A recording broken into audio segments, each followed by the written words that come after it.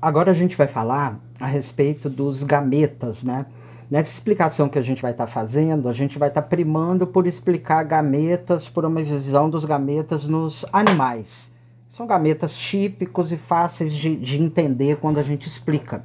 Então, quando a gente pensa nos bichos, de forma geral, sempre há o quê? Um gameta feminino, que nos bichos é conhecido como ovócito, e alguns autores ainda falam óvulo.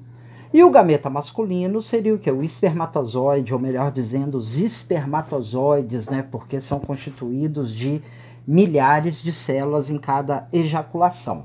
Então, quando a gente fala tanto do ovócito quanto do espermatozoide, a gente tem que considerar que são células do corpo, em princípio, células como outras quaisquer, porém, são células que têm especificidades, características típicas para relacioná-los aqui à reprodução. Então, como células típicas, tanto ovócito e espermatozoide têm a estrutura básica celular, que seria a seguinte: membrana plasmática. Vou até desenhar paralelamente aqui o espermatozoide, ó. Membrana plasmática também. Aí eu começo a considerar citoplasma também.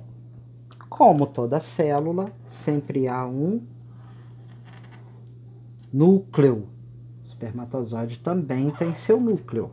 O que fica dentro do núcleo?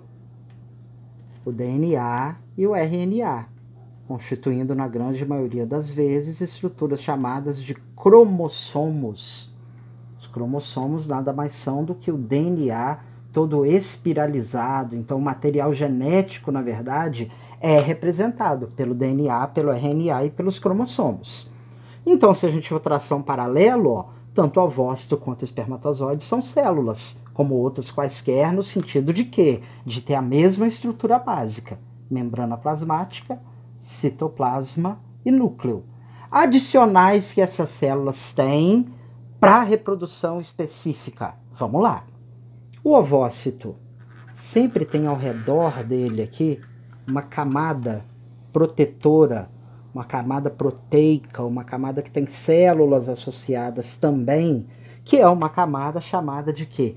Corona. Coronavírus? Não! Piadinha infame. Corona radiata seria essa estrutura aqui. Ela segue protegendo o ovócito. Por que o ovócito tem que ser protegido? Porque no momento da ovulação, ele é liberado do ovário, ele fica na cavidade abdominal da mulher. Se for um bicho de fecundação externa, esse ovócito ele é liberado onde? Na água. Então ele fica ali no meio externo, à mercê de sofrer dessecação e qualquer tipo de ameaça. Então tem que ter esse invólucro aqui chamado de corona radiata, é a característica de um ovócito.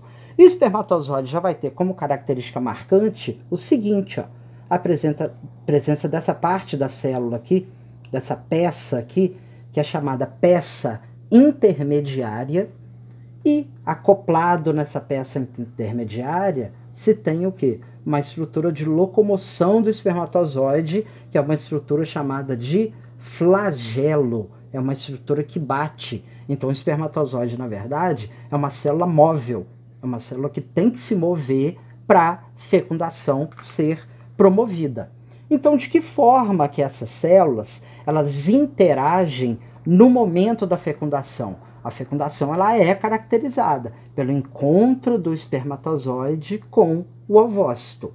Quando a gente fala da fecundação, a gente tem que considerar o seguinte, que existem dois tipos básicos de fecundação pelo qual os animais passam. Então existe um tipo de fecundação chamado de fecundação externa e um tipo de fecundação que é chamada de fecundação interna. Então vamos primeiro para quê? Para fecundação externa. Como que ela se processa? O que é fecundação externa? Então, fecundação, galera, se a gente for traduzir o termo, o que fecundação representa, na verdade? Nada mais do que o encontro do espermatozoide com o ovócito, havendo aquela fusão de células para se gerar uma nova vida. Nesse sentido, existe o seguinte, dois tipos de fecundação também. Então, existe uma fecundação que é chamada externa e uma que é considerada interna. O que caracteriza a fecundação externa? É aquele tipo de fecundação onde os gametas, onde os ovócitos e os espermatozoides, eles se encontram onde? Onde que eles se fundem? No meio externo, fora do corpo da mãe.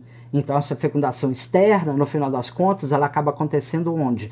Na água. Então, os gametas se encontram na água, na verdade. É um processo completamente diferente. Por isso que lá no começo, quando a gente falou de reprodução sexuada, isso aqui que a gente vai pôr agora em relação a alguns exemplos, seria a reprodução sexuada que acontece literalmente sem o quê? Sem sexo. Mas tem uma fecundação? Tem.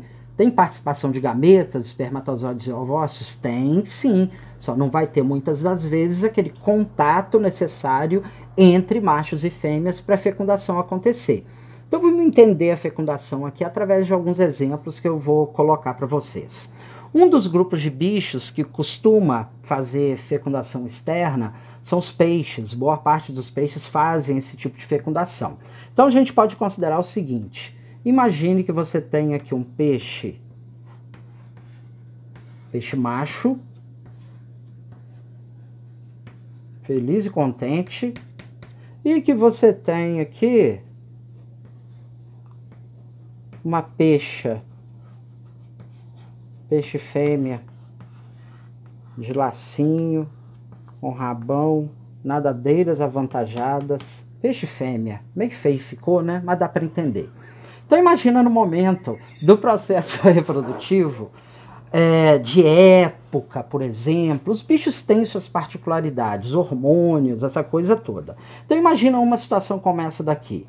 Um peixe macho, uma fêmea na água, no período reprodutivo. Então, o que acontece, na verdade, naquele momento de reprodução? O peixe macho chega no ambiente e pergunta para a peixe fêmea o seguinte: posso? A peixe fêmea já logo responde assim: nossa, abusado você. Mas diga lá, pode o quê? Posso liberar meu material genético no você? Que isso, seu abusado? Liberar seu material genético em mim? Não, não, não, não, não. Eu só deixo você liberar o seu material se for na água. Porra, gatinha, na água. Sim, na água. Você vai fazer comigo, a sua moça de respeito, somente uma fecundação externa. Tá bom, tudo em nome da ciência. Vamos lá. Então, galera, no momento oportuno da reprodução, o que acontece? O macho libera os espermatozoides na água, liberou ali na água. E esses espermatozoides têm a missão de fazer o quê? Sair nadando para ir de encontro aos ovócitos que foram liberados pela fêmea também na água. Então a corrida pela vida começa aqui, ó. Espermatozoides na água, ovócitos liberados ali na água também, e os espermatozoides têm que vir nadando com muita agilidade para poder encontrar esses ovócitos e acontecer a chamada fecundação. Então essa seria o quê? Uma fecundação externa, um tipo de fecundação que acontece fora do corpo da fêmea também. Então seria um tipo de fecundação em que o processo de fecundação está à mercê, na verdade, do ambiente, né? Por isso é um tipo de fecundação bem específica de bichos geralmente aquáticos.